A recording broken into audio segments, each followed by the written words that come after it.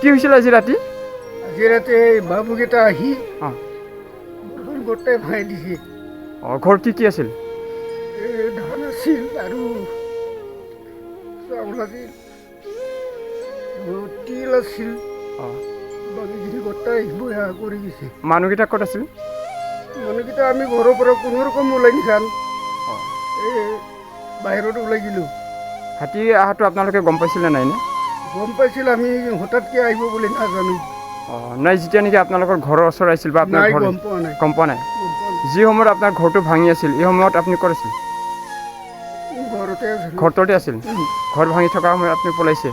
নাই, সি নিজে শব্দ দিনখন আমাক পলাব দিছে। তাৰপিছত আমি একেবাৰে ঝাপ মাৰি ওলাই পলাইছোঁ।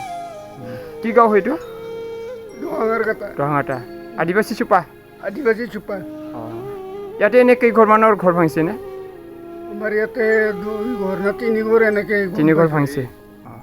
আপোনাৰ ঘৰত কোনে কোনে আছে? আমাৰ ঘৰত পৰিয়াল 4জন।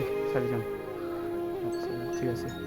এনে ধান চাউল কিবা ধান আছিল 5 বস্তা, বিধানৰ কাৰণে ৰাখিছিলোঁ, আৰু চাউল আছিল 3 পাল্লামান।